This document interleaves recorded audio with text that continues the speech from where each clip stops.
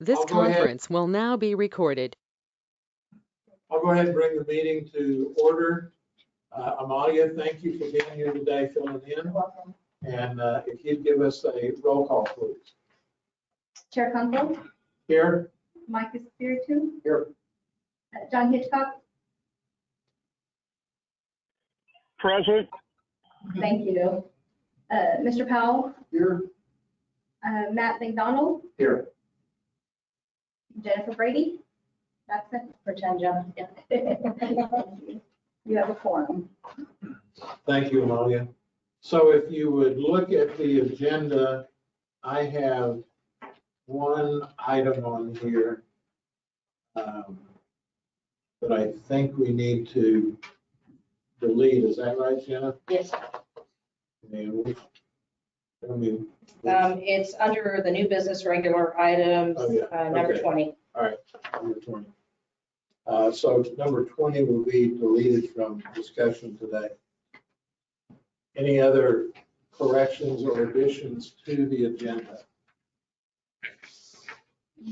Hearing none, all those in favor of the agenda with the deletion of item 20, signify so by saying aye. Aye. All opposed? Aye. Yeah, I think that was positive. Okay. Minutes from the December meeting. Take a second to look at those. Pretty extensive minutes, really.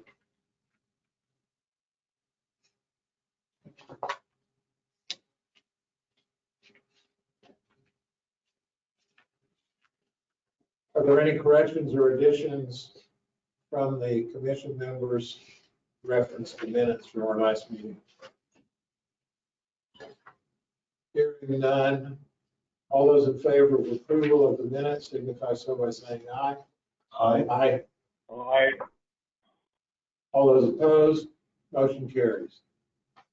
Excuse me, Mr. Chair, I wanted to point out on the commission comments for the future agenda items, there is a typo. We were just to discuss potential items for the February meeting, not the November meeting. It's just a housekeeping issue. Yeah, we're not into November yet. All right, noted. Okay, let's begin with item number 5. Jenna, since you're the new Jennifer for today. The shoes for today. All right. So I did want to report that American has let us know that they are going to have an upgrade of an aircraft on the turnaround flight for Dallas. The morning flight will now be a CRJ 900. They'll be contracting with Mesa to get that flight done. But I wanted to let everybody know that we will have a change in the platforms that are leaving and coming back on that turnaround flight. And how large an aircraft is that? Well, bigger than what we have. I don't think it'll change anything on it. No, it'll just have a larger passenger load. No, I think it's around 130. So. No, they need, if they were to have to use it, but. No, Okay. they're still good. So, next slide, please. It's just on the first line, right? Yeah, and they didn't confirm or deny what that will be in the future. That means they're starting to consolidate. They haven't said yet when their plans. I'll see where. Perfect, that'd be great. This is our passenger boardings updated through November. So we did have a decrease in enplanements in November, but they did go up in December. We don't have our final numbers yet, but they are higher than the 4,000. So we did 4,473. Next slide. And then for Traycon, our airport operations also dipped down in November. So I'm guessing going into holiday season, we didn't have a whole lot of activity out here at the airport. So I anticipate those to be a little bit higher or about the same for December. All right, go ahead with item number 6. So this is regarding our passenger flight display downstairs in the baggage area. I have reached out to Artesia and Carlsbad and Ruidoso, spoken with Juanita as well regarding merging more of our regional area onto the display so that there'll be a New Mexico True campaign showcased on the monitor of the baggage area, which will add these 3 cities to that campaign. So people that are coming in while they're standing there will get Roswell, Artesia, Carlsbad, and Ruidoso. And what did we find out reference possibly having representation from the UFO museum? I did speak to Juanita. We will, as far as the selfie display that we have been working on for the last couple of months, we didn't think we had money in our budget for it, but Juanita has some leftover money in her budget. So our first step will be to get a quote from the wrap studio to do our vinyl wall. And then we'll go from there, getting bids on how much it'll cost to do the 3-dimensional part of it. So she didn't have a problem. It didn't seem like there was too much of a conflict with the UFO Museum being able to provide displays if they are the ones that will put the 3-dimensional components. So from the city standpoint, do you see the problem with that? Okay. The staff out here at the Air Center has been investigating this for a couple months, suggested that they do that because we have 0 downstairs incoming outbound passengers reference the aliens and everything, that a lot of people are coming here for. So if we can improve this with videos and get some from downstairs, I noticed I walked through before I came up here. I don't know whose idea of all the black was. Is that your idea? Partially, yes. Okay, I don't know about the black. That's not my forte, so. But yeah, if we can do some of those things, this is a good place to start.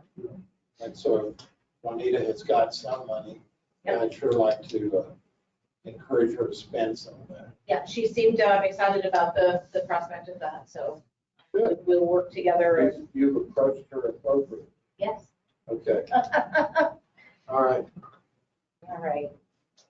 Item number 7, go ahead. This is the update on the terminal signs and the marketing. We talked a little bit about the UFO display, but if you'll go to the next slide. As you came in, if you came in through the front door, you were probably able to see that we have our branding starting throughout the terminal. So we have our Roswell Air Center. As you walk in the front door, the other sign that is currently up is in the ticketing area. Underneath the Roswell, it will state ticketing, so it'll help with the wayfinding. There'll be one at the baggage area as well, and then a larger one above in this main foyer for the passengers to see as they come in. No spaceship above the R? No. See? It's the You got an airplane. It's the Air Center. The Roswell logo to pass, for digress. The Roswell logo with the UFO will be the one that's at the selfie station. I think it should be more triple black. Shoot. Just because. There you go. So we did. All right. So do you have any questions for me regarding the phone? No, but I was gonna comment, I did on the CRJ. That's probably gonna be 90 seats. Because that's gonna be pilot contracts, they can't fly anything higher than that. So it's really just about a 20 passenger airplane. It's just an equipment, probably able to get equipment available from Mesa versus Sky. Sure. Good job on, it's a good start. We need a lot more, but it's a good start. Fresh at least. Fresh. I don't know, I haven't flown them. All of them, stuff. Yeah. All right. The strategic plan, RFP, if you go to the next slide, we're currently out for advertising and bids will open on this project on February 7th. So that is as far as we go on that. And the newspaper legal notice that was in there, that's not everything though, is it? I did not put that legal notice out, so I've got to get prepared. The purchasing department. Yeah. Department, and it's probably just a boilerplate saying that there's, you have to go into a full packet. Yeah, because there's, okay, because there's pretty limited info. Yeah, no, it's just. That's, Mr. Chair, that's just a legal formality. Okay. It's available. Okay, all right. Okay, next is item number 9. Kent, if you would enlighten us on where we are in security so that we don't have to go into executive session. Absolutely. We are more secure than we've ever been. Thank you. Well, wait a minute. You're not talking about the boiler, are you? No, absolutely not. That's equally unsecure. Yeah. No, we could, Mr. Fisher would have more for you, but without closing up progress. And this, a matter of months to resolve our issues. It's not a indefinite period. Okay, that's good news. Thank you. So you don't. All right, well, good afternoon. I'm Doc Fisher. I'm the airport security coordinator. Some of you know me, some of you know me for the first time, so welcome. Today I've been asked to give you kind of a quick presentation on our badging that we have out here at the airfield. So I'll start kind of on the general level. We'll work our way into what it takes to get a badge, and then I'll entertain any questions. So first and foremost, we have 2 ways to get out on the airfield. We have our AOA badge, or Airport Operations Area badge, which is about 80% of our airfield. And then we have what's called a SIDA, or Security Identification Display Area badge, which is basically our secure area, think passengers, where the passenger aircraft parked, and that area that's enclosed out there. So in order to get a badge out on the airfield, you have to do a couple of steps. The first one is we need to have an application. So an application from an individual who says, I need to come out onto the airfield. That application is concurred by the signatory. So the person who is the point of contact between the airport and the company says, this person has a need to be on the airfield, this is the job they're going to do, and this is the access they need to get out on the airfield. We take that information, we enter it into what's called a Transportation Security Clearinghouse, which does a background check on that individual to say, is this person able to go out onto the airfield, or does it meet one of the criteria that TSA says, if this person has this type of offense, they're not authorized to be on the airfield. Once we get that check back, we then go through and set up a class for the AOA portion. For the SIDA, what we conduct is, in addition to the AOA, we do what's called a criminal history records check, or CHRC. That's when the individual comes in, gets fingerprinted, gets put into the FBI RAPAC system, which now monitors that individual on a continuous basis for one of those criminal offenses. So that goes into our secure area, into our most sensitive area on the airfield. That's why we have the distinction between the two. That individual also gets scheduled for a class, so it's a separate class from the AOA. AOA classes currently are offered now every Tuesday at 0900, and at those classes we do the non-movement training as well, so that's driving out on the airfield. And then on the SIDA side, we do those classes on Thursday at 0900. So most of our AOA classes are full because we have a lot, like I said, 80% of the people probably are AOA area access. So those classes fill up quickly. One of the things that I'm exploring in the future is actually taking this into an online environment where it's going to be a CBT type process that's going to be offered theoretically Monday through Friday. An individual signs up for a time bank in that period, comes in, sits down, does everything they need to do. Once they're done, we get the paperwork, they get a badge. So that's everything in a nutshell on how we do the badging at a high level. I'll be happy to entertain any questions. I'd like to hear some comments from any of the tenants that are here. Reference, is there anything that you have that you'd like to tell us about? Nothing? Okay. I would think that the online situation would make it simpler for you, and certainly for if we had multiple tenants that needed to get people back, that would be a pretty good deal. Is that something, I know you said you're thinking about it. How far have you thought about it? So we're exploring different companies and what they can provide to us. There's a couple of companies I have lined up. Of particular importance to me are the ones that operate in an airport environment. So there's only a few companies throughout the world who can actually do that. I've had meetings with a couple of them, so I'm getting some price points, what can you do, what can you provide for us?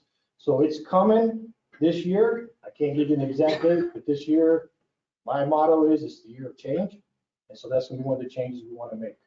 So again, from the tenants that we've got here, would that be more feasible for you as far as getting your people badged? Does the online portion have to be done up here, or can that be done from any terminal anywhere? We'd have to do it up here. So that it really doesn't relieve the fact of having to come up here and do that. It's no different than the class. So that doesn't help the tenant per se. Other than opening up that time frame. Right now, it's just Tuesdays at 9. Now it'd be a Monday through Friday situation, so that time could line up to what they're. You'd have more opportunity. That's a benefit. Okay. Any other comments from any commission members? Mr. Chairman, hey, Don, thank you for the presentation. Just a quick question. If for companies that have a need after Tuesday, do they have to wait entire week, or how does that? If they've got a urgent need, is there a provision where maybe they can get it off cycle class to get, I don't know what the class is. So the class is about an hour, give or take, but I have done separate classes or special classes for different groups who come in, especially somebody who's like, I'm setting up shop here, we're out of town, I only have my people in during these couple of days of the week. Great, let's get the applications in. Can't do anything until they clear. Once they clear, I sit down with their calendar and I says, okay, here's where we can line up the schedules, and I'll do it on this special day so they don't have to come back on it. Thank you. That's good. So you've got some good flexibility to accommodate, especially newer people. Yes, sir, I can flex where we need to. Okay, perfect. Any other comments or questions? Mr. Mayor. Where are we on, people who violate this? Is there any new sets of penalties or whatever, if somebody creates an issue? You can be in tune with that, so see where people are. Yes, sir, and actually there are several steps that are outlined in the airport security plan. Fortunately, that's an SSI environment. So what I've done is I've taken a lot of the sensitive security information. So what I've done is one of the future projects that's coming out this year is going to release information that is non-SSI so that we can post this out on the website, get it out to our tenants and let them know this is a tiered structure. If it's the first offense, it's this. If it's the second offense, it's this. If it's severe, this is what it is. So we want to educate the tenants, we want to educate the airport, because I know in the past, some of that wasn't happening. But now in the future, we're going to educate and get the information out. All right, any other questions or comments?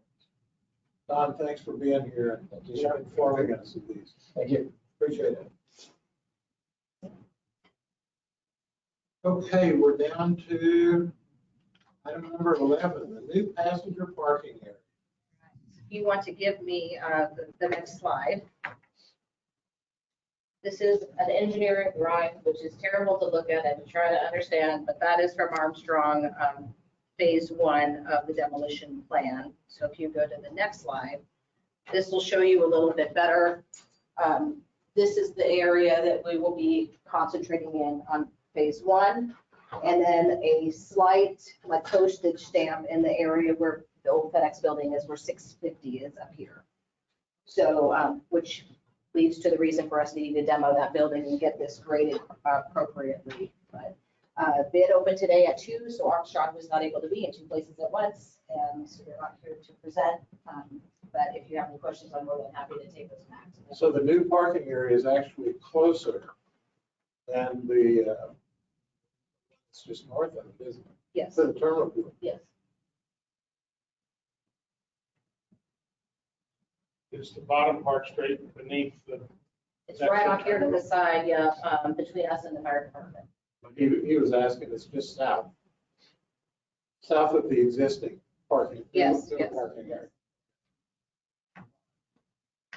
area. And I guess I was not aware, what is going in where the FedEx building is going to go away? What's that? That'll be another part of the second phase of the construction, but they tether together, so they're kind of in a meeting spot at phase 1 and phase 2. So we're going to demolition the building in order to get that graded appropriately for phase 2, getting ready for this So will that actually be connected to the existing parking area and that street's going to go away or what? Yes, that street will go away. Okay. What will be our total amount of parking when completed for phase one and phase two and existing? That I'm going to answer for. You know, concerts here or something like that. So we should know what, later this afternoon, Jenna? Yeah. Whether the construction costs were within budget? Yeah, the bids are open today, so Lewis and actually Lewis is not here for that reason too. Okay. There were two open, so we're in that meeting now. All right. How many cars would be there? Yeah, that's what you just asked me, how many parking spaces. I don't have an answer for you, but I'll get it to you before the afternoon's over. That looks like maybe that area there. It's a lot of parking. Any other comments or questions from anybody? That, I didn't realize that it was going to actually be that close to the terminal, so that's a good thing. So we won't have shuttle service. Just for really, Shuttle service. just for really, shuttle. Shuttle service, not really triple X. And that's right off the entrance. To the ticketing shuttle. side, yeah. Yeah. Pretty cool. Now, is any of this covered or any of this is just open? As far as I know, all of it's open right now. I think we talked about that a minute ago, there's an alternate bid that Kim has part of it covered, but the cost to develop the covered portion is likely going to be more than what there's funding available. So, Well, Keith, go ahead. and we need to look, see what other plans we have available for expansion of the airport. I need to get those as soon as I can. If you have any plans already drawn, We do. and any, I don't know about cost estimates or how old they are, any of that stuff, I need to think some of that. Okay. Give him the most expensive one. Yes. Yeah. All I'm saying is, there's other things. There's money. Other things in the. Sure. Typo an extra zero. It's funny because all the new buildings are constructed make a big T and a J. I'm not sure how that got into the plan. Oh, my brother. How did? You're pretty good for the new year, yes. Any other questions or comments on the? I only got one eye, I was pretty quick too. But you didn't say anything. I said it was probably my brother. We have the same initials. I don't know if you knew that. Yep. Tim. That's amazing. I figured that out. Okay, let's move forward from the frivolity that the mayor entered into. Item number 12, Hess, JPA. Yes, Mr. Chair. So comments have been incorporated that I've received from anybody who is a client or considered a client or a constituent of a client. However, based on our security issues not being fully resolved, until that's resolved, we can't incorporate the security component of JPA. Okay. So that's sort of where, and so that would be a big chunk. It depends on what the ultimate settlement looks like. So tentatively, I think we'd sent out a notice. JPA is supposed to meet at 1:30 on the 26th of January at EDC. Can we still do that, or do we need to still? I probably did 2 more months at least. TSA moves at its own speed. So into February, you're saying? Hey, let's you and I stay in touch on that. We'll get that sent out. So I'll delete that. Do we probably need to notify people of that. Okay.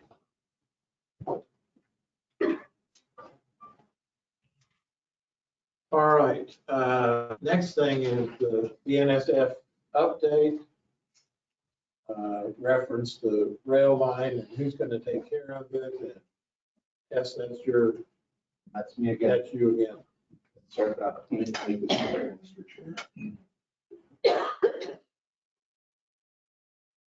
And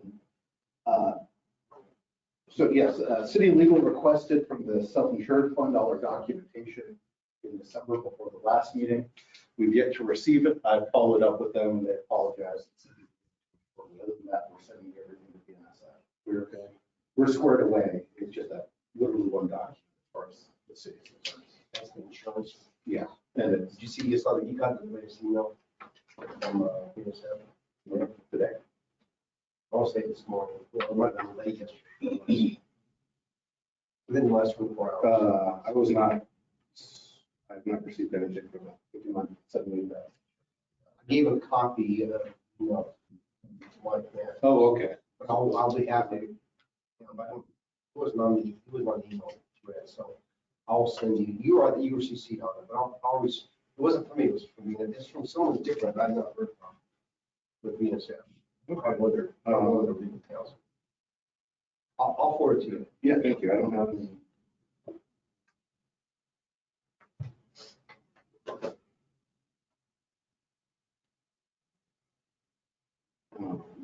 Okay, if you two gentlemen will work that out, let's move on unless there's any other questions on BNSF. Yes, thanks for working on that. That's kind of a continuing environment isn't it? For months. He's busy looking. Item number 14. Jen, I think you're going to fill in for Lewis also. Yes, since he's at open bid, you can go ahead and go to the next slide. He did report in that the project is at 39% completion as of 12/20/2022, and still on schedule for the completion date of March 31st, 2020. So, Mr. Mayor, that's some good information you can take back to Santa Fe with you. Reference money that we're spending of theirs. Well, I know it's only because you screwed up and the feds to a federal problem. That's all right. You go ahead and waste the money to stay. They're going to reimburse. Yeah, through your diligence. Are there any additional comments or questions on the water line situation out here southeast? That is a major project. So, okay, item number 15, BLM update. Jenna. So I spoke to we're working on getting the ground lease put in place for the expansion that they're putting on. This has nothing to do with the taxiway. This has to do with the metal shop building that they're adding to their base, and then also an additional slurry station for them. So we've been working on getting a ground lease rate. They're currently paying 2 cents a square foot. It looks like they'll be moving up to 10 cents a square foot. That was where we landed with a 25-year lease, but we don't have all the particulars put together. I wanted to give an update in here in the event that I can't get it negotiated. I would like to move forward to legal with it, just because there's funding tied to their project and I don't want to waylay them. So they've secured some federal funding to pay for their expansion and development out there. So I don't want to hold them up trying to get a lease through process. So however, if you would like me to handle that, please let me know. So are you talking legal this week? No. Next week. Legal in February? Yeah. Okay. There shouldn't be any problem in getting that finished up, at least in principle. You may not get somebody to sign off on it. Well, actually, I'd like to present it in January if I can get it secured. Because the next process, you have to have the ground lease in place, and then it goes to the design process. And then they've got to determine if what they've scheduled for the cost is still going to even happen. Well, 10 cents a square foot for the ground lease, and I don't even know how big a space they're leasing. It's 117,666 square feet. So that's a pretty significant. 2.7 acres. That's a pretty significant It's increase. It's not an increase, it's what they're already leasing. Increasing of rent, increasing their rent. Sure. Okay. Any comments, Mr. Mayor? Whether you got the funding for the building? Yes, the building and then their slurry station, one is a $300,000 project and the other one is $350,000. Total of $650,000 they're spending over there. And they're going to do that whether we put in the extra paving in there or not. Yes. That still doesn't satisfy the problems that we've got with too many planes in that area with air sale, does it? No, I'm hoping that we won't have as much of a fire season and that the two tenants will be able to deconflict a little bit better. We can get something together.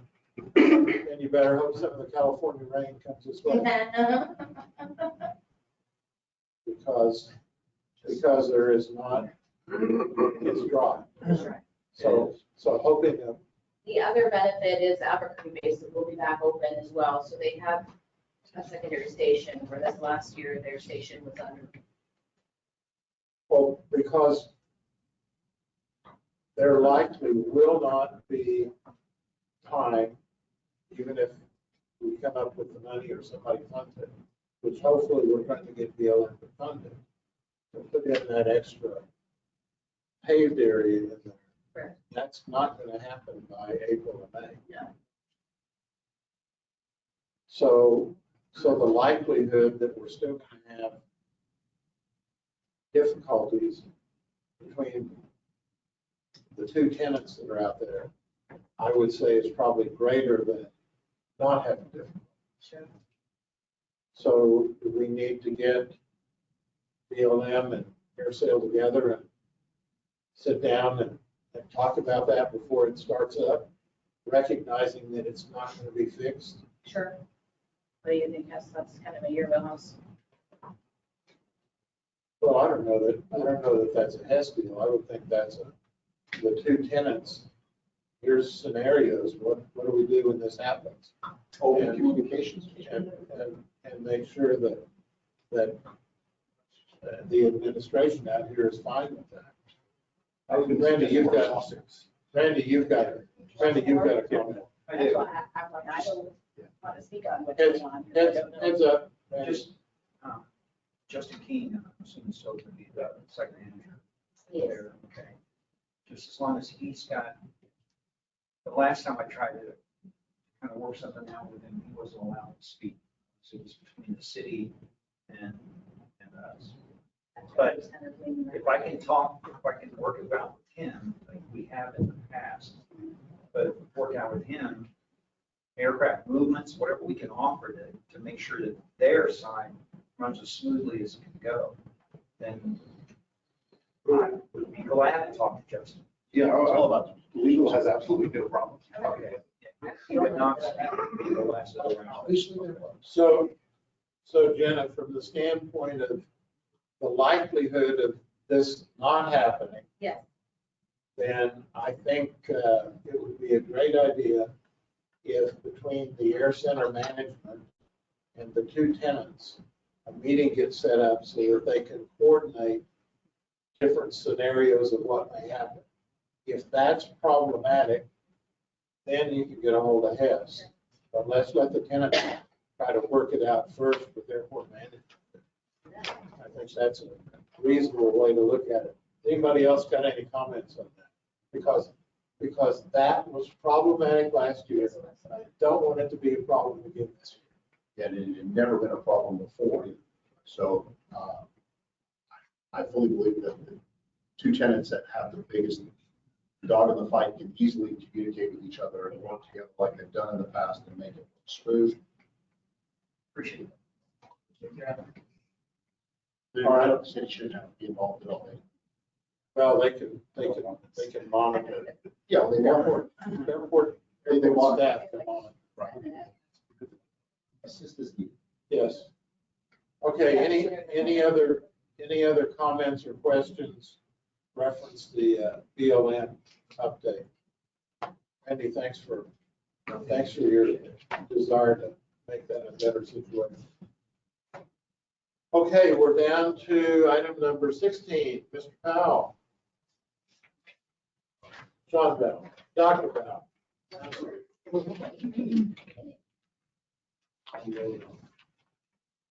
Thank you. Oh, this is too small. I know, I was. These are prescriptions. I'll let you guys get focused on that, so. We don't flip some lights on for this? Can't see it either. Seriously? Oh, that'll help.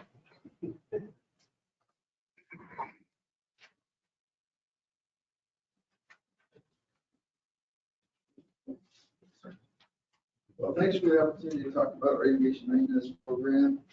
What you have in front of you is 5 years from 2017 to 2019 enrollment in the program. On one side, left side, are the columns, and that breaks it down by gender, race, ethnicity, age, GPA. And then if you look at the chart that's over on the right side, the colored chart, you can see that this is semester credit hours. And just the point, the lowest point there was 2019. And so that was the 1920 academic year. And so COVID came in March of 2020. And basically, we shut down instruction from March to about May. And then in the next academic year, picked up with looking at the increase and what had happened. All of the tech ed, health education faculty, the ones that had to do hands-on instruction that couldn't teach online, we taught that summer. We didn't offer any new summer courses. We basically got students caught up. One of our property managers remembers that very vividly. And so the instructors had to teach like 5 students at a time. And so they taught with the social distance requirements and with the masking requirements that were part of the expectations at that point. In terms of our current degree and certificates, we offer 3 credentials. So we offer a certificate in airframe, we offer a certificate in power plant, and we offer an AAS and associated with flight science and aviation maintenance technician technology. And the way it's set up is where a student can come in and they can complete one of the certificate programs, either at airframe or the power plant when they start. And then they can go do their FAA test and get hired, and they continue to work on the other part. So we have it broken out by the certificates over a couple of year periods of time. And what we're looking at right now is a graduation rate of the last 5 years that ranges anywhere from 28 students per year to 52 students per year. And the average is 35 graduates over the last 5 years per year. And we are planning to expand the aviation maintenance technology building. And this will be our 2024 GeoBond project. So this is then approved by the Community College Board. That'll happen tomorrow.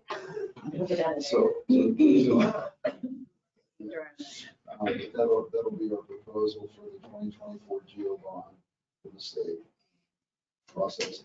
And we're also in the process of hiring additional E&P instructors, and we've been actively interviewing individuals. We have 3 right now, and we have 1 that's scheduled to retire.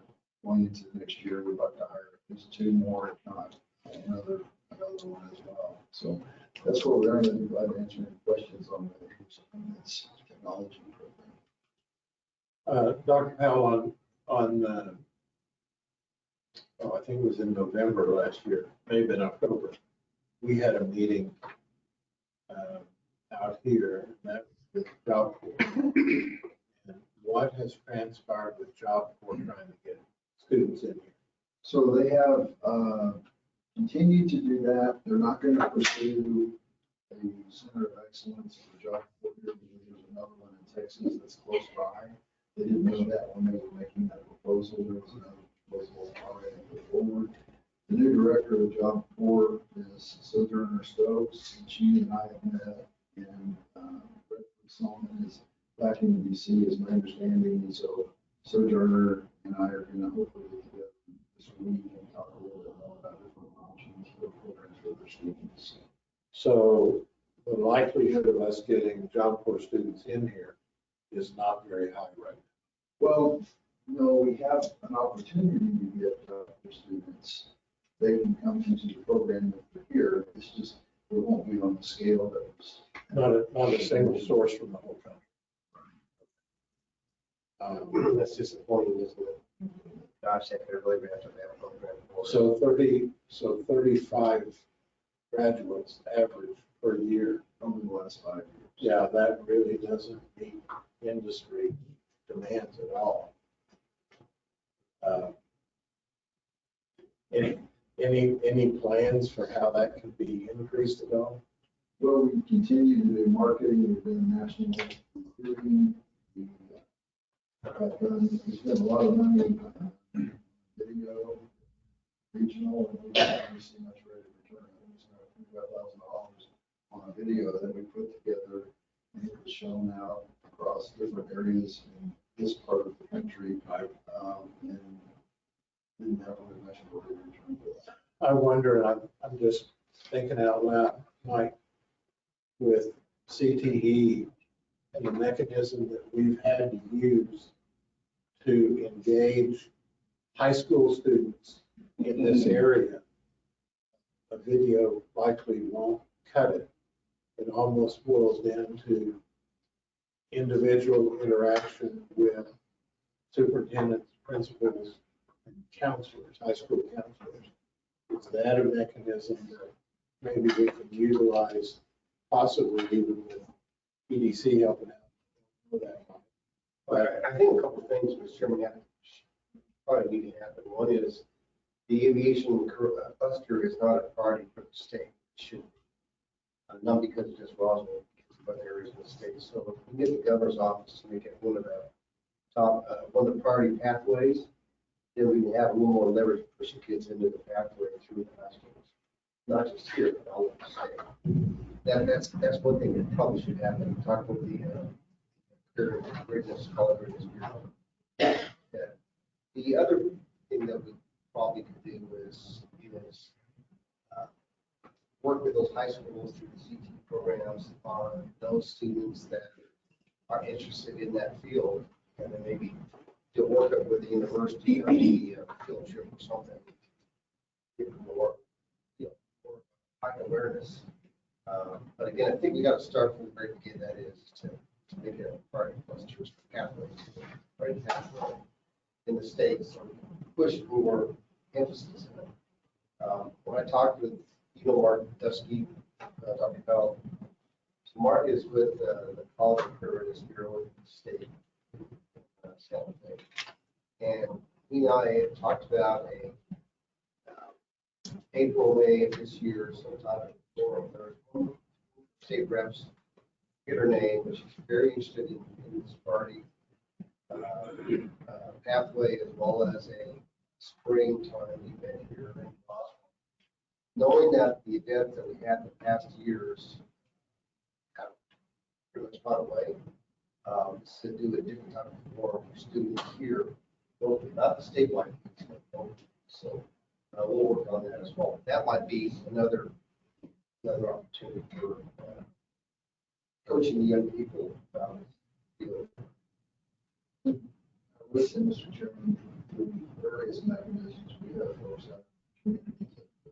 schools and the current program is in 8th grade and years now, and they're familiar with the programs, and they were so they started with that 7th grade throughout Charles County, and they're making our program we have first, as well as our trio program.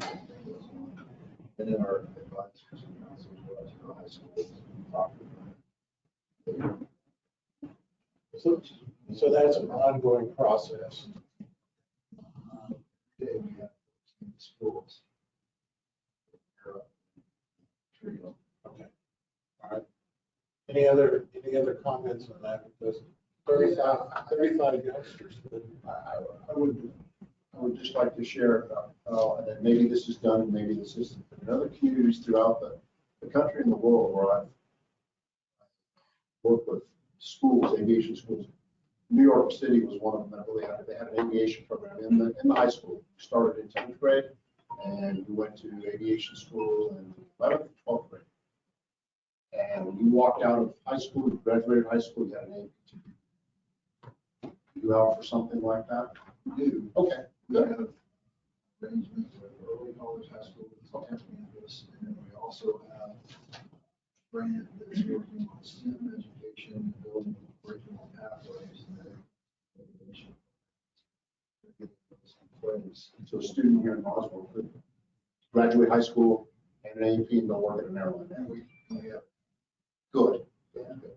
Well, I guess that might be something we're going to try to push that act. That kind of tells you what it is. Yeah, the only issue though, man, is look from a Denver perspective. Get to the point where we can really fill the schoolhouse and fill the needs of our local industry. That's just the local industry. Needs a lot more students to have right. Right, but that's what I'm saying. That's might be a way to push that effort of It's a beginning. get more It's not kids into it. Of course, the problem is as a A&P mechanic graduates college here, and they look at their opportunities and they're not afraid to move. The opportunities are kind of much more attractive in other locations. I mean, just from the rate of pay. The only difference, if anything, is we can offer a job shed, internships here, so you get experience. Just having the certification is one thing, but if you have experience and certification, most more market. Oh, of course you are, but you know, So that's that's where where you start to start off. An airline could take, get there at $6.50 an hour. Just take one start. 5 years later, you make $50. So, you know, the whole experience, right now, the way the age, because there's huge demand. I mean, there's huge demand. So, Dr. Powell, is there do you get much interaction from the Lower Valley schools as opposed to the RISD, or is most of it all RISD? So Mr. Chairman, the students who are in the aviation maintenance program, mostly from RISD due to the distance of travel. Sure. And we talked about different technologies. Where I was from, Oklahoma, and internships in Nebraska, there was a whole separate for our state government called vocational technical education. So the students could go have time in school, in high school, or have time in the Texas group. When they graduate from high school, talking about, like I said, early college, high school has a small contingency that works that way. We have about 200 students in that program. And so they're able to graduate from high school and this was a good learning at the same time. So we have some of those opportunities, but for the valley schools, it's the transportation. So one of the things, Mr. Mayor, that in your trip to Santa Fe, I know there's a lot of hands out for funding, but one of the things that's been talked about, I don't know that anything's come to pass, might be performance, but setting up some sort of facility in Hagerman, halfway in between Lake Arthur and Dexter, to possibly do some of that. But there's got to be funding to go help make that happen. And I'm guessing it hasn't proceeded anywhere, has it? No, the Hagerman superintendent, first block. He used to that industrial park right next to this. Right. To do something like that, but I think it's going to be, for them, it's an issue of funding. But it's not, it's still something desirable, but it's just going to be funding. So from the standpoint of jobs, Mr. Mayor, especially with the Lower Valley students, the facility down there, because of what these two gentlemen have said, would make it significantly more advantageous for the students in the Lower Valley schools to participate in this, which would benefit our tenants out here. So just an additional thought to carry north. And develop transportation, make those reliable. That's still hard. The other piece of this factor is, I mean, in the past, since I've been here 4 years, we used to bring students from schools to the our campus just for math instruction. Didn't hire a qualified math. Schools. Is your aviation school limited by the amount of students you can take or instructor or what? It is. And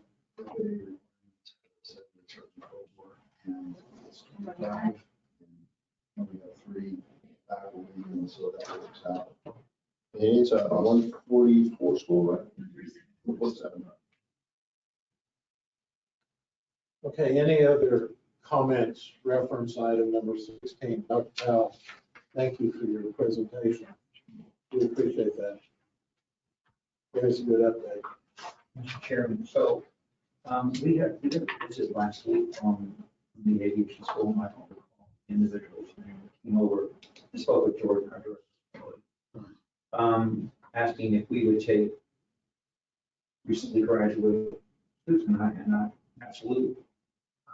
Right now, the contract companies that we use have come up with a new thing called a junior AP. It has less than 2 years of experience.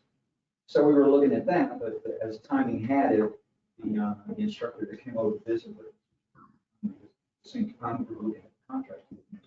So he's got one student right now that that he's going to send us his resume over and we'll take a look at it.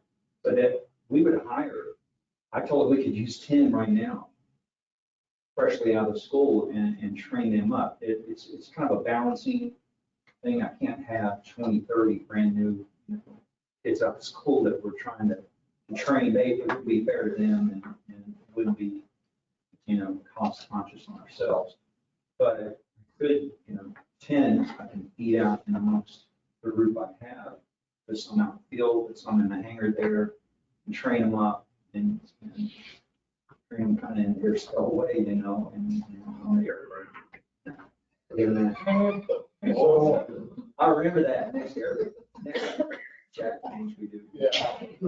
So all we've got to do is just get more kids involved. Yeah, I think that bringing them over, and I get it showing videos, this kind of thing, but really bringing them over and going through the facility and seeing aircraft that are in maintenance and seeing what really goes on would be a huge benefit. Or they just don't graduate school and the next thing you know, they're over in the oil patch or the windmill farms, whatever. Because they're hiring the A&P mechanics too, like it's going outside. It's not just the aviation industry, but have those kids come through and have us show them around and mentor them a little bit. That makes sense for us because they've got, being local, they've got skin in the game, they've got families here, they've got homes here. It's not like a contractor that they get that really, they live in a hotel, they live wherever, and jobs in there. They're gone. Yeah. These kids would have. That may be something as an additional duty that Jordan will do a little more interaction with. He is. They taught, I wish I could remember this. Chris Muller. Is it Chris Muller? Yeah, that's Chris. We offered Gordon to go visit and kind of give us a feel on, what we do. But here again, they really come through, see what goes on in aircraft, see how. Well, there's obvious demand. We all know that. So as we can encourage youngsters to be participatory in that, we certainly need to work towards that end. Especially since it's so hard to get people to come into here other than on a contract basis, which is really expensive for you guys to do that. I saw a report written post-COVID that there was 144 million employees in aviation worldwide. Post-COVID now, they said there were only 44 million return. So in reality, globally, 100 million aviation people in the aviation world. And that, the jobs are just, it's an opportunity that a young person can just make it. That's over half the population of the United state. It is, it's an amazing number. And if you know how many people it takes to operate an airline, too, it's more than people think. 100 million people is, That's global. that's more than we've got here in Austin. Not by much. Well, a year ago, remember we, I was age and 58 years old. Yeah. And that's why we're seeing what's happening, because so many. of them- Yeah, well, yes, some of them just didn't return, they're like, I'm done. And that's what we're facing. That's why we have such a difficult time. I was expecting challenging time in hiring staff, qualified staff to teach. Oh, The average age of your staff, I would suspect, is not in their 20s. So, He's like, closer to 100. It's not that old. Okay, any other comments on Dr. Powell's report? Or any other questions? I have one question. Okay, Where are we at with the big giant hangar? what can we say about that, Mr. Mayor? Or Mr. Heads, is there some legal or secret or? With the set, Yeah, the big rub hangar. why don't we talk about that after we. Okay. Go into that, solar and other. Okay. well, the rest of it is Yeah. action items. Yeah. We can talk about it sometime. There's other things. We can talk to at the end of the meeting. Okay. If there's no other comments on item 16, then Jenna, you're up for new business, last item number 20. All right, I'll probably have one lead in if I mess this up too much, because I wasn't entirely involved with the airfield lighting. But we do have some circuitry issues going on between Alpha and Juliet Taxiway, is that correct one? And with that being said, we've got to do an upgrade. We were due to do the upgrade over 8 months ago. So Jennifer has escalated it and put it onto one of our lists of things to take care of right now. It's a safety issue, so. see if I can just add, Chair members, that this item has already been submitted to finance for consideration for the over $60,000. Yeah. Requires finance committee approval and council, so it's already going to the council on Thursday. And there's additional information there, but it's, Jennifer has pushed this project up, to make sure it gets done, because we've had issues with this lighting. Yes. So because this is already at the committee level and is going to go to council, do we need to opine on this as a near center? It's an action item. I mean, your endorsement, we certainly will report that to them. It's already on the agenda for consideration. So make sure you're all aware. If it's something that obviously needs to be done, it needs to be done now. Any comments or questions to Jenna, reference this item? Did you get the conduit bigger than appropriate? J&H is the one we've been for, and I assume they did it to standard. What's required, we're redoing. So, Well, you know, I don't know what fixes that all the time. J&G always told me that you gotta have conduit bigger than like an inch or inch and a half or inch and a quarter. Right. Or else they'll chew through it even if it's not. yeah, no, I don't have the bid in front of me, but I know they bid it appropriately. We did decide to go with J&G because they're a CBS, so we can go ahead and utilize that without the other process. The other thing I would add to it is we do have an inspection coming in March.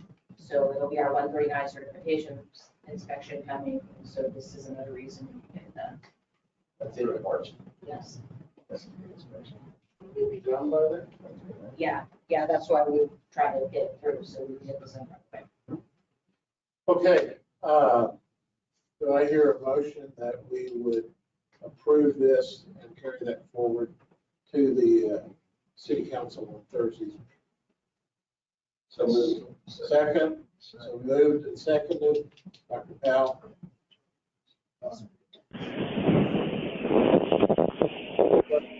All those in favor, signify so by saying aye. Aye. Those opposed, Motion carries. Thank you, Jenna. All right.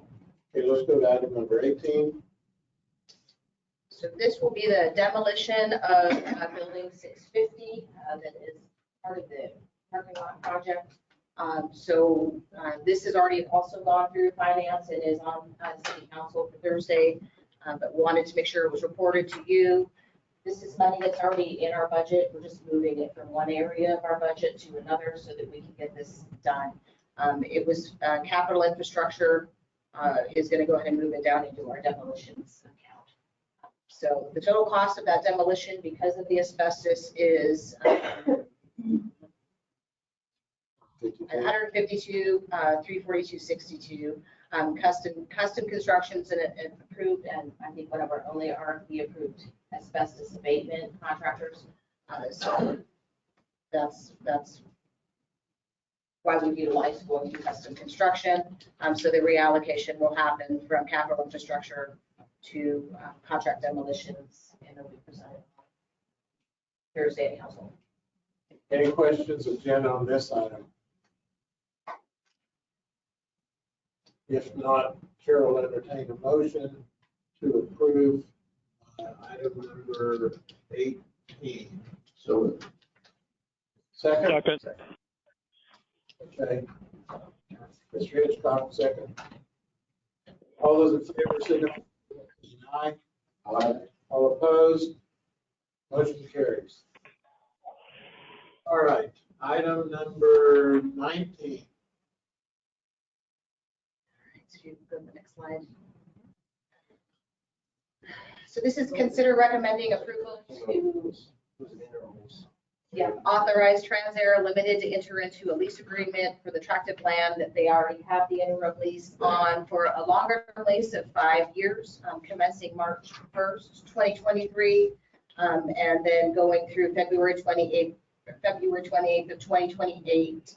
There will be an evaluation in the 24-month period of the lease term to determine the permanency of the trailer. It's currently a temporary trailer, so if they're going to change it out, put something permanent, or they're going to make that permanent, then we'll make sure that we do go through the correct code enforcement to be able to get a more permanent structure in place.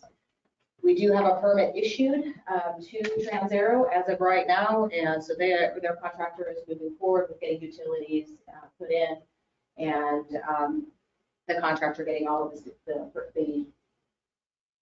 the materials needed to work with getting the utilities hooked up to the trailer.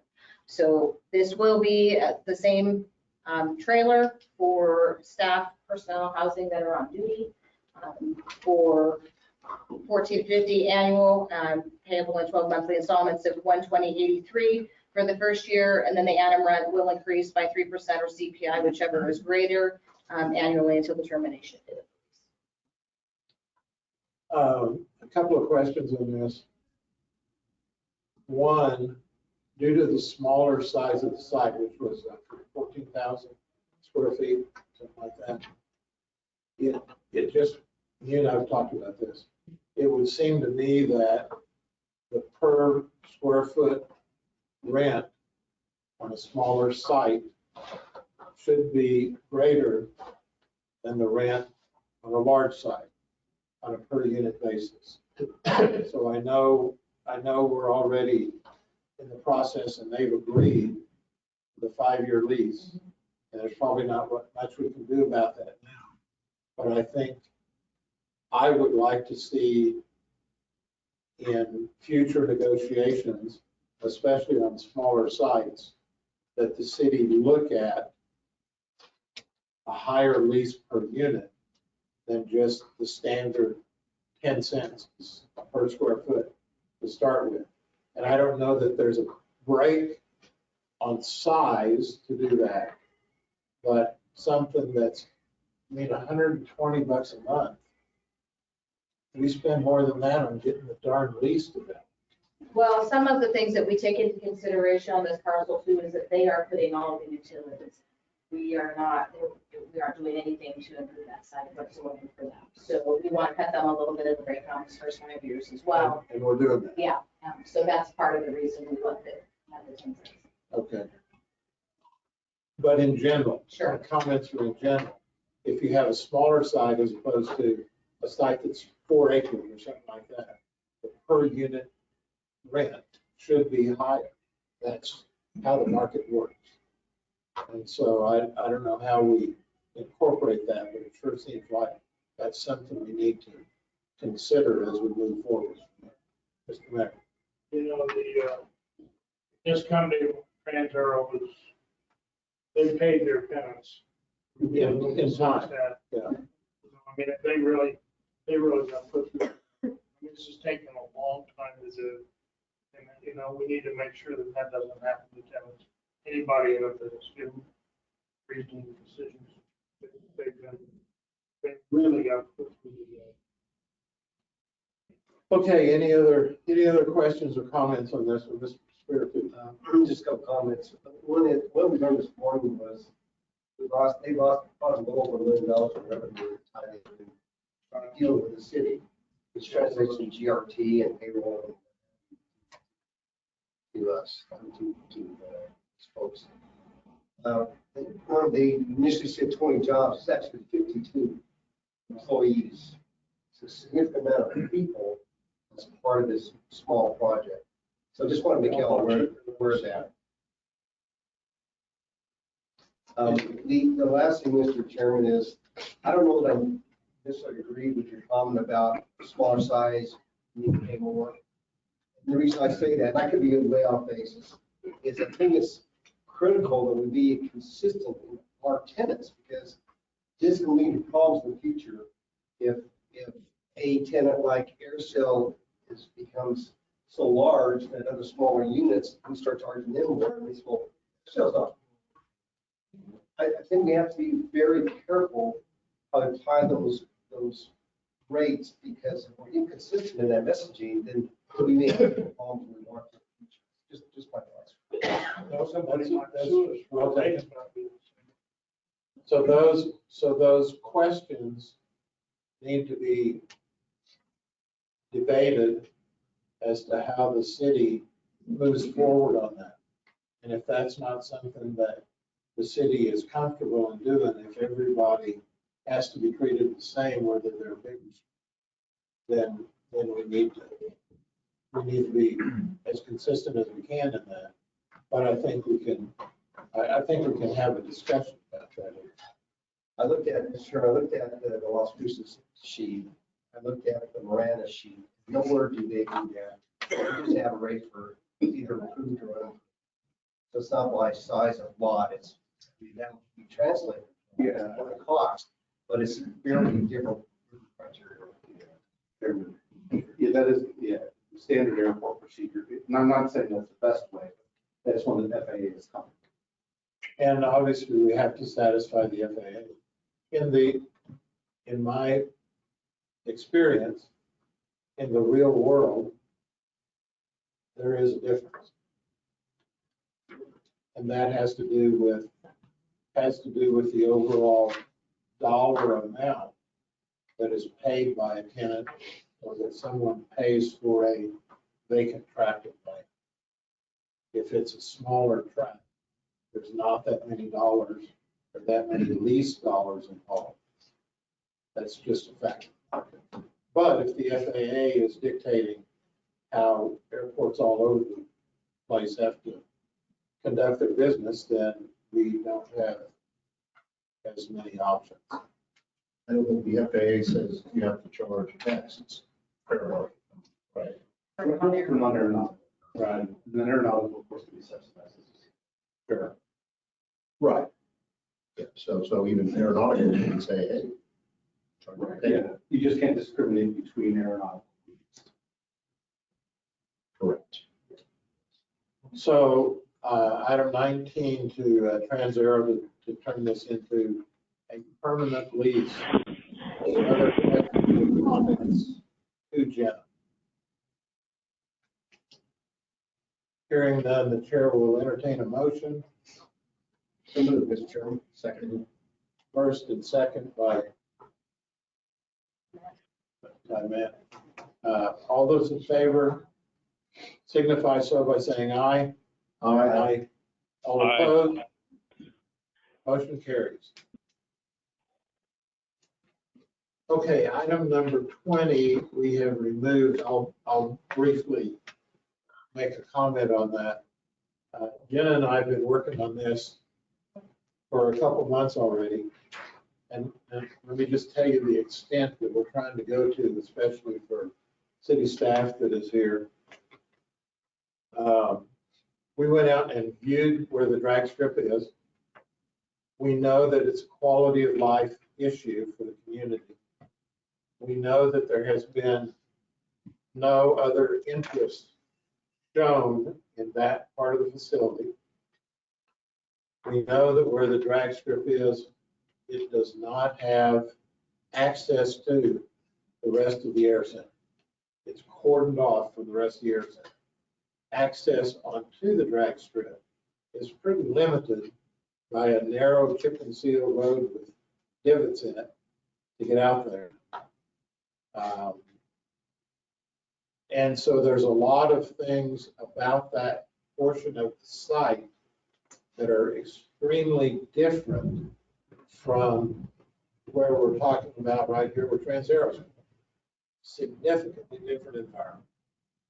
So the location of that site is not as valuable to anyone, not just to the drag strip people. It's not as valuable to anyone as is where AirSail is, where Trans-Aero is going to go. All that being said, they have 35 acres. We've tried to encourage them to maybe reduce their acreage. They have not wanted to do that, but they are taking good care of the 35 acres. Doesn't cost the city anything to get out there and keep that thing cleaned up and mowed and looking presentable. So they're doing a lot of that.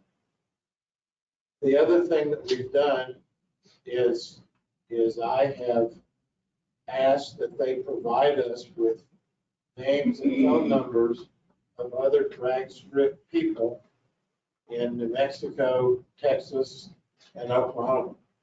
So we contacted them to try to find out and determine if what these guys are charging, both for spectators and for running your vehicle down the drag strip, if that's competitive with other drag strips in the area. We've gotten part of that, but I think we've only got good information from 2 out of about 5 or 6. Okay, so we've still got that to do. And then we've analyzed land sales. We've gone to the county assessor, developed land sales, looked at them in comparison to this subject property. And those land sales then, I've arrived at a conclusion. I'm not going to state what that is because we haven't had a chance to talk about it. But I've arrived at a conclusion. And then I've used a capitalization rate of 4%. Most land will have a cap rate of somewhere between 2 and 8%. 8% cap obviously is maybe downtown Albuquerque. The stuff that's leased on Main Street in Roswell, North Roswell, NMMI owns a bunch of that land you got stuff on. A lot of times those are 6, maybe 6.5% caps. And so this tract is obviously not as good as Main Street Roswell. So it's got to be less than that. But it's certainly not a zero demand environment because people want to use this. And a zero or low demand environment would be maybe a 2 cap. Most farming operations are anywhere from a 2.5 to a 3.5 cap. So I think we've got to be above that. So when we capitalize the dollar amount that we think the land may be worth it, then that provides us with an annual income. Split that by 12, and that gives us a monthly income. And we're going to bang that against everything else that we know to check it with. So it's been a pretty involved process to try to get there. I appreciate Jim and the staff working on that to make that happen. I don't think anyone has ever done that for any analysis, for any tenant at this air center ever before. So I think we're doing, as citizens of the city of Roswell, I think we're doing as well as we can to benefit the city and to benefit the tenants. That's enough on that. But I anticipate, Jen, unless I'm wrong, I anticipate bringing this forward at our February meeting to provide you with hopefully with a 5-year lease on the project. Okay, item number 21, Jenna. So, Mr. Chairman, John speaking. Go ahead. Go ahead. yeah, Mr. Chairman, one of the things that, hopefully most everyone has seen the Las Cruces lease report that's been distributed starting a couple of months ago.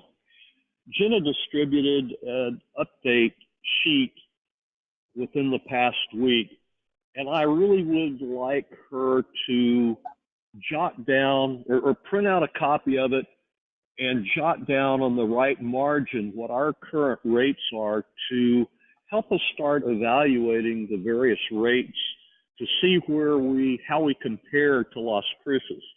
I think that report was pretty comprehensive when it was prepared and would be an inexpensive way to get this ball rolling to compare where we are versus other airports in the state of New Mexico. Thank you. Good comments. Thank you, Mr. Hitchcock. Jenna, you can take care of that. Yeah, I'll do that. Okay. All right, let's go to item number 21. All right, so as I had mentioned, we do have our inspection coming up at the end of March. One of the items on our leasing that was pulled was our leases with the city. We've done memos to keep leases going on parcels of land out here, but we haven't officially had leases, and they asked us to get that cleaned up and to have an official lease agreement with the other departments in the city that utilize our space. So this is to consider recommending approval to authorize the city of Roswell's wastewater department to enter a lease for a land parcel located here for their lift station, which is over on Popson Road. So it'll be a parcel of 10,000 square feet. So they'll be paying us $1,000 annually with 12 monthly installments of $83.33. That's at the 10 cents per square foot rate. And then that rent will increase by 3% or CPI, whichever is greater each year. So if you want to switch, then you can see the parcel of land where that lift station is. And these leases won't begin until July 1. We're getting them out ahead of time so that the departments can use this for budgeting information going forward. And this will put us back in compliance with the FAA. Any comments or questions, Jenna, for item number 21 with the wastewater department? Hearing none, the chair will entertain a motion to approve this lease. Second. Robert Powell, Matt, second. All those in favor signify so by saying aye. Aye. Aye. All opposed? Motion carries. Thank you. All right, let's go to item number 22. All these last four are with the city of Roswell. Correct. Okay. So this will be to consider recommending approval to authorize City of Roswell's water department to enter into a lease for 2 land parcels at the Roswell Air Center. And I think we go down one. Go back one. There we are. Sorry. Let's reverse. This is for Central Control's acreage. They are currently on 11 acres. So this lease may alter on square footage if they decide to reduce their footprint. They just have not confirmed or denied that at this point because it is a significant increase in their rent. They're paying about $1,200 to $1,300 a month now, where this is going to go up to $3,993 a month if they want to stay on that full 11 acres. So again, this will start in July and go for 5 years with the same 3% or CPI increase. If you want to flop to the picture, you can see how large their slot is. They're currently using the left-hand side as a pipe yard. So I don't anticipate that they will get rid of that, but they may decide that in between space, they may not need all of that acreage. And so that would be the only thing that would change. The price per square foot won't change, just the footprint itself might. Is that the new water tower? No, that's central control. Central control, the water tower. Okay. All right, any comments or questions for Jenna? Mike? Jenna, how do we get to 10 cents on these leases? That's just our flat 10, that's been our rate for years as far as 10 cents per square foot on undeveloped land. So, that's kind of what John's talking about. Let's go ahead and make sure we're being conducive. Everything that I've seen as far as lease rates go, we're a little less than most airports. So the one point though, and Mike, I know you're thinking about this, 10 cents a square foot, it appears that we're using that for something that has no access to runways, aircraft stuff, and stuff that's right next to runways or aircraft. The only thing that we're utilizing next to aircraft is public service, which would be the DLM, and also the fire department. So they do fall under a slightly different category with the FAA. Well, this is also non-aeronautical, so I'm looking at it from the context of it's consistent with other tenants, but similar,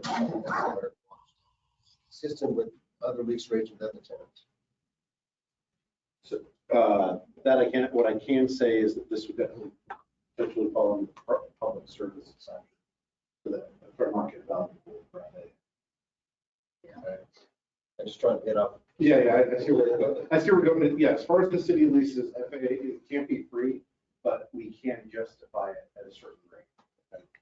I'm fine. Does that, yeah. As long as, I just want to make sure we're not setting ourselves up for a challenge.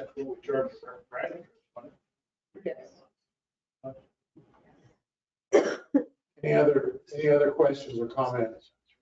Is there a, Over here, it's in Was there ever I thought at one time there was a law in New Mexico that was limit to how little you could charge. You have to charge so much. Is there any laws? Chair, you might be talking about the anti-defamation clause, charge $1 a year, sure, okay. Okay, that's a New Mexico law.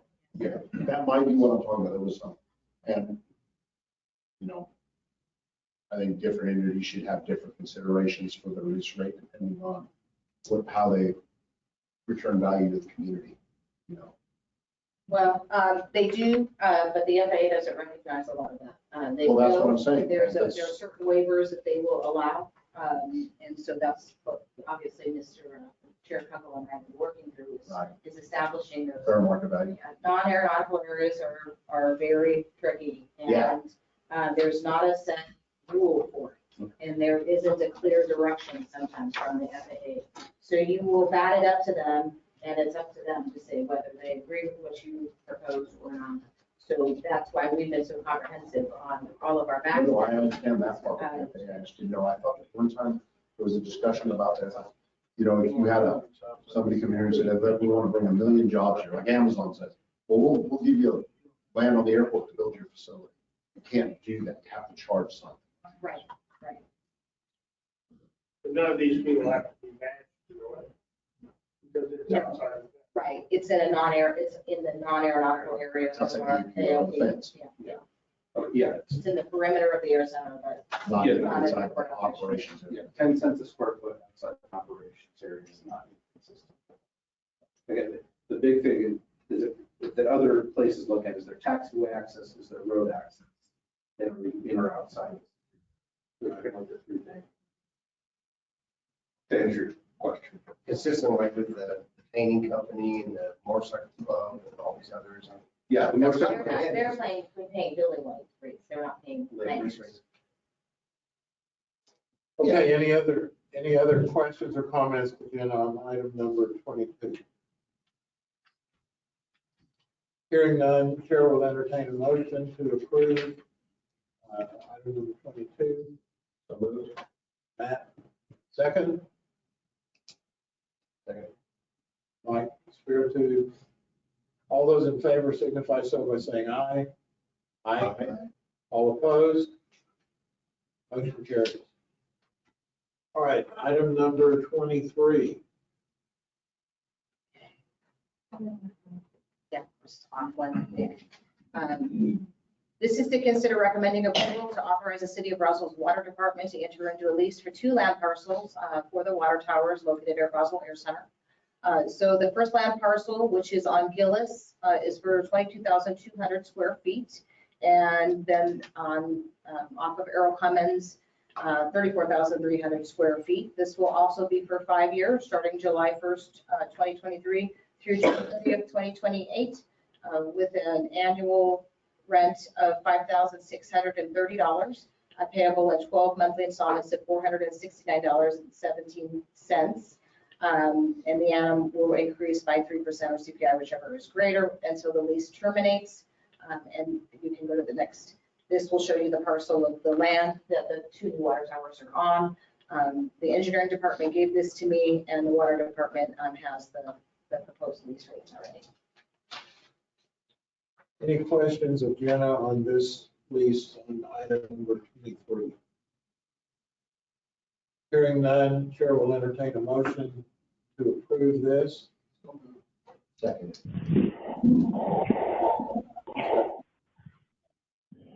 All those in favor signify so by saying aye.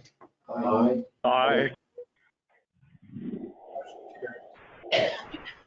Last item on this is item number 24. Okay, so this is to consider recommending approval to authorize the City of Roswell's Fire Department into enter a lease for a land parcel located at the Roswell Air Center.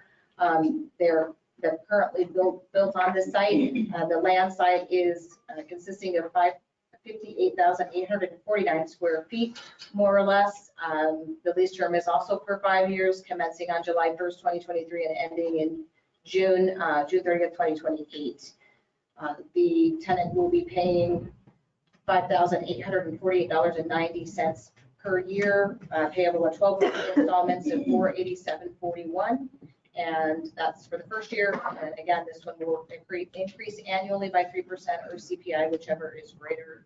And so the lease termination date. And the airport doesn't own the building, the fire department building? The city owns the The building. city owns the building? It's under a fixed access of there. That seems strange that the airport lease for this one. Are they back in the building? No, very close. All the work's done, they're just waiting on some carpet and some cabinets. Just remember to put floor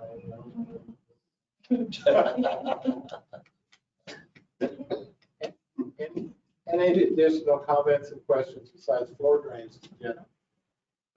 Just curiosity, why only 5 years? Because I saw like the part department taking that, like Alex, I mean, is 5 years becomes a standard? I kind of put that in place because we are going through this study and trying to figure out whether the lease rates are appropriate or not appropriate, and I don't want to lock them into something that's 20 years if we're going to make a change here. Just curious. Yeah. Thank you. Any other questions or comments? Chair will entertain a motion that this is item 24 on the agenda. The slide up there showed item 23. I numbered according and moving the driveway out, so apologies. Motion approved, Mr. Chairman. Second. Seconded. Matt McDonald, second. All those in favor signify so by saying aye. Aye. All opposed? Motion carries. All right, Jenna, good job. We got through that in about an hour and a half. Check it out. Okay. Potential agenda items for February, and I've got some things that I wanted to just mention here. In February, if at all possible, I'd like to see Juanita come down here. so that we can visit with her, reference marketing of airlines, location of funds, where we spend funds to help market the airlines.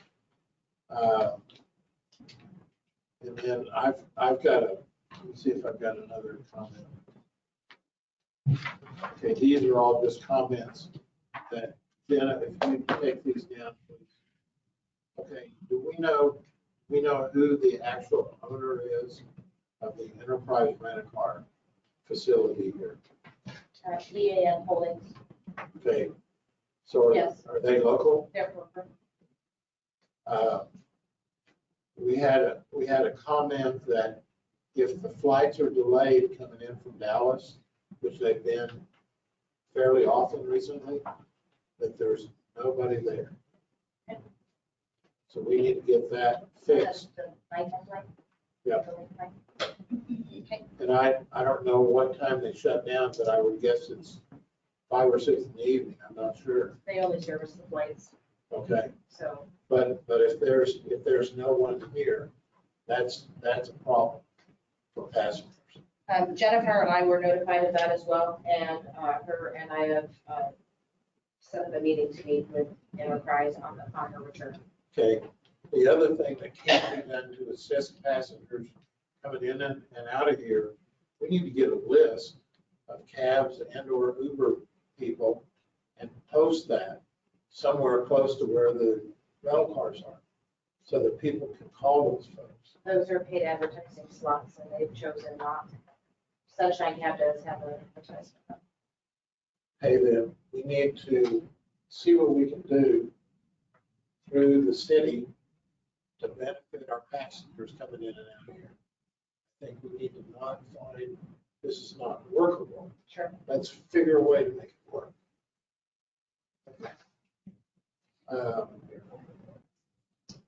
One of the things that I would like to discuss among the commission members, if we move our meetings to the first Tuesday of the month instead of the second Tuesday of the month, that provides a little bit of additional time to move things by staff through the committees, through the city council meeting. I don't know whether that's something that's critical, but that's been brought to my attention. And I don't know whether it makes that much difference from first Tuesday to second Tuesday, but I'd like to have some comments on that from the commission members. Chair, just commission members, any items that go before finance, the agenda for finance is completed the Friday before, so it wouldn't work if any item was to go before finance, that changes nothing. So that won't make any difference. No, because the meeting is already. It would for legal though. Yeah, it would make, that'd be very helpful. City council is the week before things are due legal, so my week is shot. Does it make things easier on legal if we do that? We don't want to.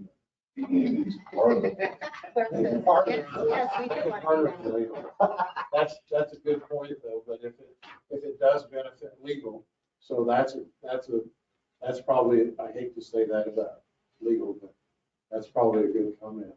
Well, Mr. Chair, members, I believe the council did take some sort of action or there, or that all items, therefore related items for the people.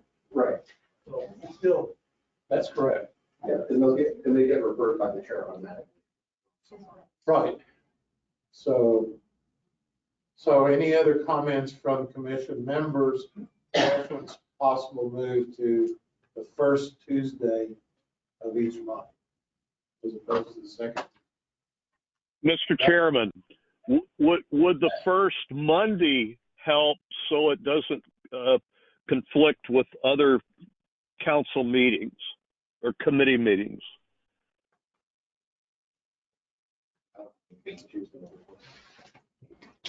The attorney says he's not aware of anything else on Tuesdays. No, it's what it said. Oh, okay. That's why you said Monday. First Monday. Yeah, there should be no. Just expect a groggy attorney. So we're better off on Tuesday because of a groggy attorney. Tuesday, it will allow for the staff to be together Monday as well to get their final PowerPoints. That's a benefit, especially early in the month. So John, did you have a special reason for that? For a Monday, no. Okay, Just simply to not have it conflict with other council committee meetings. and I think Tuesday does not, and that likely benefits legal committee, and it likely benefits airport staff. Then I'd like to offer a motion that we set our meetings on the first Tuesday of the month. Do I hear a second for that motion? That's not an action. Not an action. Okay, we're not going to have a motion then. We're gonna change the meeting to the first Tuesday of each month, just so everybody in here knows. Thank you, John. Thank you. That's executive power. So done. So done. Unless we wanted to put it on next month. I think we're good. I think everybody's in agreement. Next, well, first of all, does anybody have any additional items that you would like to see addressed at the February AAC meeting? If you do, get in touch with me. Mr. Chairman, if I may, I wasn't here at the last meeting for the whole meeting, and when I reviewed the minutes, there's items that were discussed that I don't know if they came to fruition. For example, item 5 was a report, talked about exploring a grant for actual flights, safety issues, so on. I'm just trying, that was discussed. Was there anything done on it? I would suspect that anytime we talk about something at this meeting, but if there is some type of action, whether it's by the commission or by staff, that it should be revisited the following meeting so we know what happened. Or we're just talking about stuff just to talk about stuff. The other one too is on tax base C, which is repair paid by the aircraft. The damage paid by the aircraft. What happened with that? I mean, so my point is there's items also in today's meeting, and they were non-action items like we should be talking about the strategic plan RFP results at our next meeting. We should be talking about item 13, the new Pastor Park area. We'll be talking about item, and that's item 11, item 13, which is BNSF. I mean, these are items I think, Mr. Chairman, as a point I'd like to make. We should, if we talk about it in a meeting, unless it's resolved, we should talk about the succeeding meeting so we know what the result is. That's really close to the point. Well taken. Thank you. Any additional items?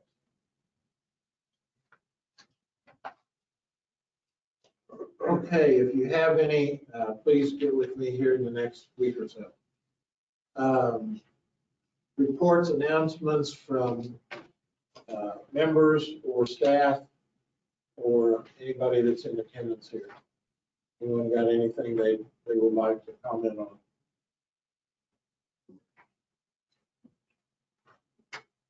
Mr. Mayor. Okay. The municipal league is going to have a bill put forth before the legislature to update all the rural airports in New Mexico. They're in a pretty bad state around the state, and with the exception of the Albuquerque Airport, is okay. Santa Fe and Roswell, Las Cruces Hollow will need something. And so they're going to have a pretty big bill come before the legislature. They've asked me to help them with it. So if you have any good ideas, if you see something that needs to be updated, I mean, just like the TSA stuff here came in. Of course, we're a 139 carrier, so we're going to be a lot heavier most of the other airports in New Mexico. They want to update them all. We got some definite monies to them, help them improve their situation. Does that include the new terminal building? I don't know that I can say that will include the new terminal building. If we have something shovel ready, it maybe it could. I'm just saying, I mean, I can't tell you that when you look about the legislature with the amount of money that they have, there could be significant money available. We would anticipate that this is going to be shovel ready. So I hope any improvements we have out here that have been planned by Armstrong or by Mead and Hunt. I hope if they have any plans that will be out there that we could use would be made available to me anyway for our Roswell Center here And when do you need that info? as soon as possible. I think it starts at 17. And I didn't know exactly what scope it would be, but this is going to be a very large scope of needs. So there'll be money in the bill, I suspect, money asked, right? Yeah, so there'll be money in it, but whatever you have to have, it's going to have to be, if you're shovel ready, you're going to get a gold star on your head. So. Mr. Chairman, I would suggest that you think about, I think the terminal at this point might be, it's too far. But we do have a lot of renovations that we've done that probably gave you some estimates. And that would be close to shovel ready. Then we have an idea of what it's actually going to cost. For example, or whatever it is that the staff deems that we can done, but we really could do something versus nothing. Right. Well,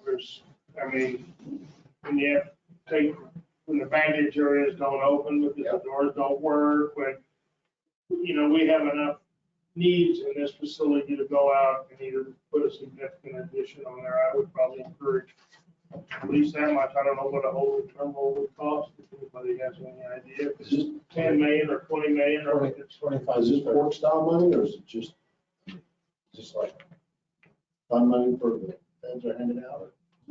It's the state. Oh, it's the state. state. Whether or not we can get, if you can get federal match, the 90-10 thing or 90, whatever it is, 95-5 or 90-10 money on terminals, like if you can do that, Yeah. that couldn't hurt if you can manage to get that. Certainly, if nothing else, we need to, there needs to be some plans here, at least if you take this building out further and make it better somehow, or make some ideas. If you have any of that stuff planned, please get it to me so we can see if Mead and Hunt had a canned building that they put up somewhere and what it cost, it'd be a pretty good idea if it's something we can tolerate. We have a road building, Mr. Mayor. Because they've done it at other airports. They've actually added on road facilities on existing airports for expansion, like, for example, seating area capacity. Yeah. We just don't have it. Right? So there's also, we can consider that as well. That's in the airports, we sit and table and figure it out. I mean, and baggage, part of the baggage, part of the seating area. We have that building. Yeah, the rub building is certainly been something that's always, even by its name itself, it's always rubbed you one way or the other. So recognizing the rub on that,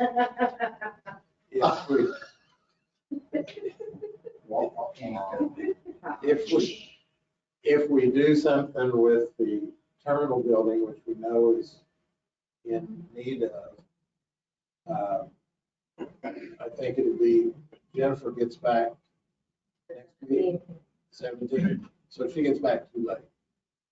Well, I've got my thing here, so Armstrong is here Okay. second, so. Well, items that We need to have be, things that are items that in the need to be works. done, and when you look at the baggage claim area, Mhm. obviously there's something there. When you think about or consider the seating area for people leaving the air center, maybe even the security area. To All go the security through stuff, that. anything anything with money, if you can see and figure it out, anything we can, if it's better cameras on existing gates, whatever, anything that you can have with money, so we can bring our airport up to current standards. You know, that stuff would be very helpful. If you have other things that are out there that we can add to our facility to make it better, we can certainly, we can try to put the taxi thing in there. I don't know that they'll go for 6 million for that. But you know, the other things that we talked about, having a blast management somewhere. I mean, if we had anything like that. If you have a list, if you don't have a list, it ain't gonna get in it. So I mean, I don't know all the stuff, but if I have an opportunity, I'll do it. But I'll also I'm gonna have the responsibility to look that it's somewhat fair to other areas of the state too. But we have the largest facility, largest run airport in the damn state, regardless of which ones you want to call it. You know, so I mean, we never had enough money to maintain it. So we have significant needs here, and you know, the municipality carries our insurance, and so they know very well what it costs when a hailstorm goes through here. So there's stuff in that they know about. They know our needs.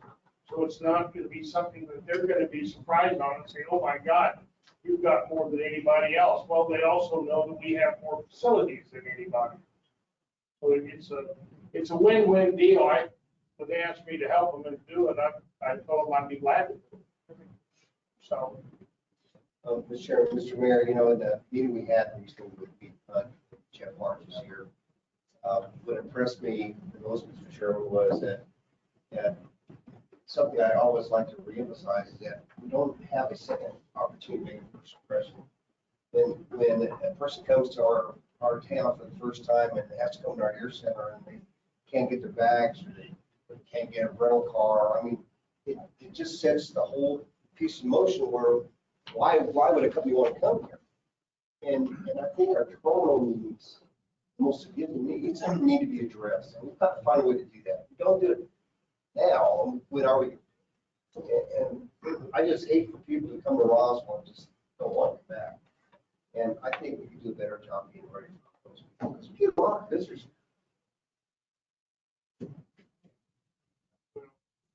You know, we can figure it out. And, you know, I don't know, that's why I say if Meat Hunt has a terminal, I don't know if it's $10 or $20 million, look at it and see. But the other side of the coin is that we're going to have to come up probably with at least 10% match. You might have maybe 20, but you know, that's all something we can do if we have a plan to do it.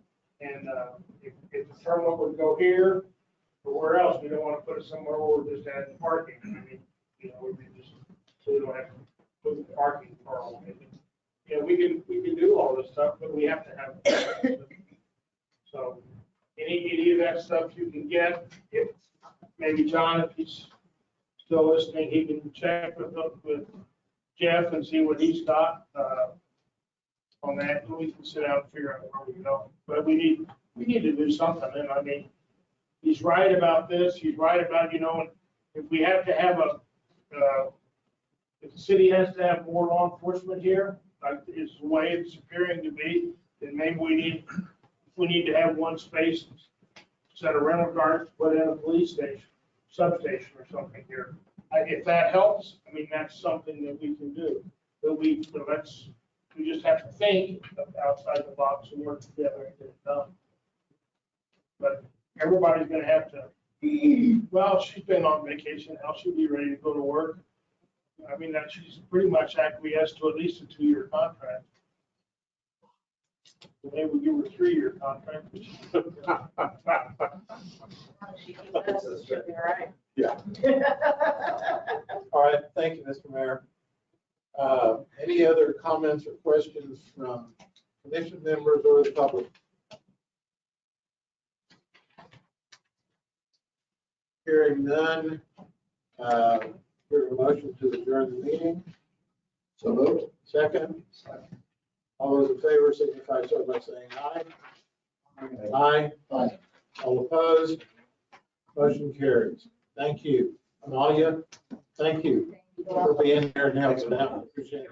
So Thanks for the guests and visitors.